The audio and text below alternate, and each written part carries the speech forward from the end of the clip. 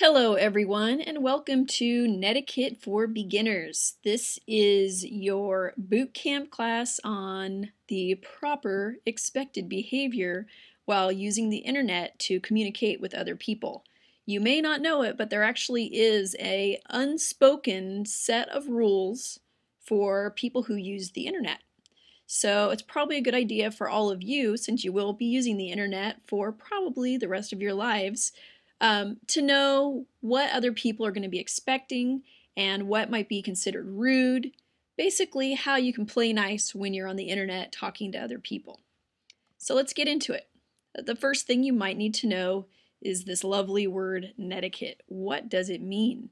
It's taken from the word etiquette. And if you haven't heard of etiquette, it's basically good manners, being polite in certain situations. So just like when you are maybe having a meal, maybe when you're hanging out with your friends eating, you might have a little bit different manners than when you're at a fancy restaurant, or maybe when you're talking to your school principal, you might speak in a different manner than you would speak to your friends. So knowing how to behave in the right social situation is what netiquette is all about, because sometimes you're communicating with friends, and of course then you can be relaxed. But then when you're communicating with people you don't know, maybe just putting a post on a blog or a site, or maybe it is for a class. Like in this class, we will be using the internet to communicate and do projects. So you're probably going to want to behave in a different way when it's a more formal situation, like for school, or when you just don't know who your audience is. You want to make sure that you come across in a clear and at least friendly, nice way. So think about that. Now let's get into the specific rules of netiquette. The first one is spell check. Spell check should be your best friend. Every computer has spell check. There's really no reason why you can't double check your spelling and check your grammar and make sure that everything looks just right before sending off something online. It could be an email to your teacher, it could be a post on a blog or a website, but having proper spelling and good grammar really does say a lot about you. So you want to make sure that you at least have your spelling just double checked. And also remember that spell check doesn't always catch the right words.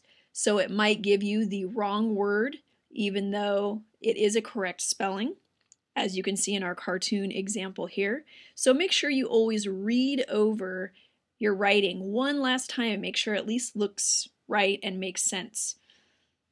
The next thing is the use of acronyms. And for people who don't know what this big word is, acronyms are basically shortening of shorthand, they call it sometimes, shortening of words, really to save time. So I have some examples here you guys have probably seen or used these on occasions when you're sending a text or an email. OMG, LOL, thanks, before, TTYL. Do you know what all these mean? Maybe you do. So that's great if you know what the acronym means, but how do you know if the person that you're sending this to knows what that acronym means? So we're just trying to shorten the words to save time, but the problem with that is that the person receiving this information may not actually know what TTYL means. It actually means talk to you later, but that's not good grammar and it's incorrect spelling, so especially if you're doing a project for school, posting things online, you want to make sure that you are using always correct spelling and correct grammar. So even though it's kind of fun and a shorthand, of course, fine to use with friends, but it can be easily misinterpreted. Maybe I don't know what OMG means, and I can use my imagination. Maybe it could even offend me, possibly. So you want to make sure that you're actually spelling things out, being very clear about what you're trying to say. And in some cases, of course, it is a great tool because it's a shortcut, it makes things faster. So when you're sending a text, it totally makes sense to use. Just think about the right situation and the right time. And if you're ever unsure, maybe you need to ask somebody or look at what other people are doing on that same site and see if it might work. But never assume that people know what your acronyms are. Next up is using what we call emoticons. Emoticon is a very fancy word to create a little smiley face or a sad face to tell people in your writing how you are feeling. So really think about this when it's for school. Of course, when you're sending a text or an email, friends, family, it can be funny, it can be very useful. Maybe you want to make sure that when you're making a joke, your friend knows that you're just joking, so you might want to put a little smiley face after that, or whatever. It actually can be a very useful tool to let people know the feelings that you have while you're writing, because writing can be really hard to catch the tone of voice. And maybe you've already had an experience like this. Someone sent you a text or an email and you've taken it as maybe them being rude to you, and then you found out later they were just kidding. So sometimes being able to put that emoticon in your writing can be helpful to let the person reading it know what you're actually feeling, to clarify your tone of voice.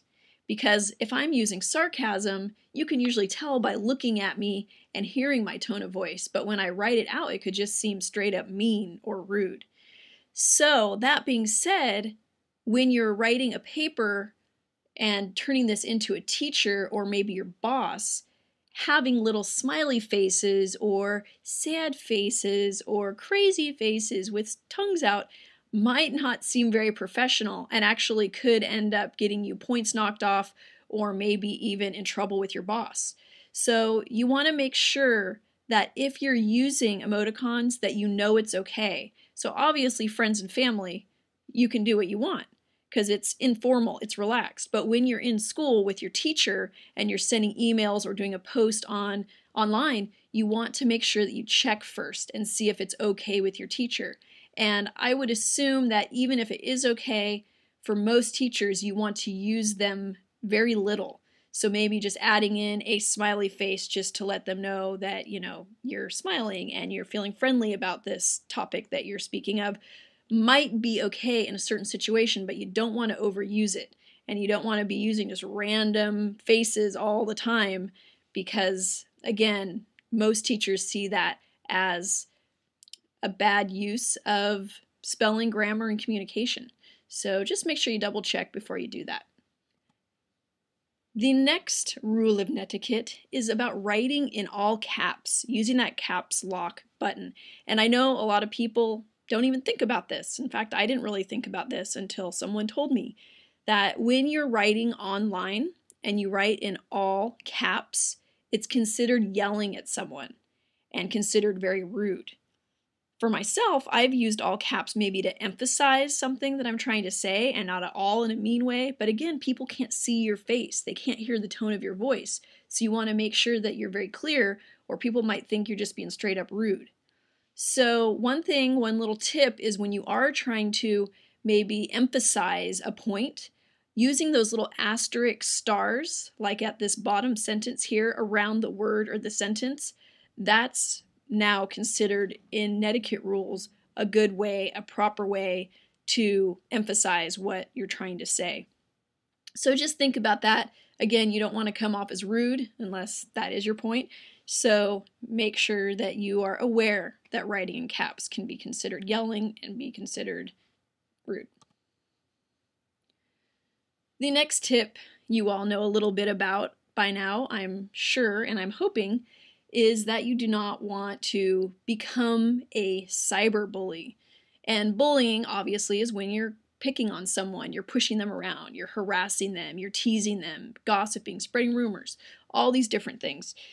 But you're doing it using a computer, texting, some kind of technology to be a bully, to push that person around. And it's a lot easier to do it on a computer because you can become anonymous. No one knows who you are. So people get a lot more brave to become bullies on a computer, maybe using Facebook or something like that to spread rumors or just to be straight up mean. And that's the problem. You think that because no one knows who you are, then you can say whatever you want. But again, there is another person hearing this, reading this, and it really can be a horrible thing if you're the person on the other side of it having this happen to you. So be aware, number one, that it's just not cool at all to do to another person. And if it's happening to you, you want to make sure that you let someone that you trust know, see if there's something that can be done about it. But the other part is that if you are using a computer to harass somebody else or to spread rumors about them, especially if it's at school, that is a major offense, and you can get into a lot of trouble using a school network or a school computer to bully. There can be some pretty strict consequences to that. So think about it before you press that send button, because once you write something mean and post it on a website, a lot of websites won't let you remove it. And maybe you've heard of this happening, but it's very possible that just having a bad day or being mad at somebody, you put something up there and then maybe the next day you're like, oh, I don't feel that way anymore. But guess what? It's up there. Everyone's read it, the rumors have been spread, and you can't take it down in some cases. So you might want to think twice before going down this path. The next topic is about basically sticking to the subject when you're having some kind of discussion in a post. We're talking typically about some kind of blog post or discussion board on the internet. Of course, it could be through an email or something like that as well, but it's okay to talk about a subject. Maybe you even don't agree on a certain subject. Maybe it's something you're talking about for school or a hobby that you really are passionate about. It's okay to not agree, right? But it's all about how you disagree. You can disagree in a nice way, or you can disagree in a really rude and mean way. And sticking to the subject really is talking about just that. You don't need to start making it personal and bringing personal attacks into the discussion. Talk about the topic and stick to that topic, but don't start attacking the person. That's one thing that will make a lot of people very upset, especially if you're doing this on some kind of public discussion board, and also if it is in a school setting. This is never okay. And the last topic of the rules of netiquette is to be aware of your audience, who might be on the receiving end of your posts or emails, or texts for that matter. And being kind in general. Know that there are lots of different people all over the world that are connected to the internet. So especially when you're posting something to a blog site or a discussion board or something for school, that there are lots of different people that have a whole variety of different values, different cultural backgrounds, different levels of education. Everybody's going to have a little bit of different perspective. So just be thoughtful of that. Again, all of this is just for you to take a minute before you type something out and hit the send button. Just think about how someone might receive this information, how they might take it. Would they take it as being rude, or you being pushy or a bully, or anything like that? Just double check it and make sure that anyone who reads it is going to take it in the way that you mean it to be taken. So, to finish up this little project, now that you know a little bit about the basic rules of netiquette, we're going to do a scavenger hunt activity. And basically, you'll be getting a netiquette scavenger hunt worksheet that has 3 different sections. Each section has a hyperlink to a certain website, a certain web page that gives you more information about specific things that have to do with netiquette and using the internet in general to communicate with other people. So I hope you've learned a little bit, and hopefully you'll learn a little bit more through this scavenger hunt activity.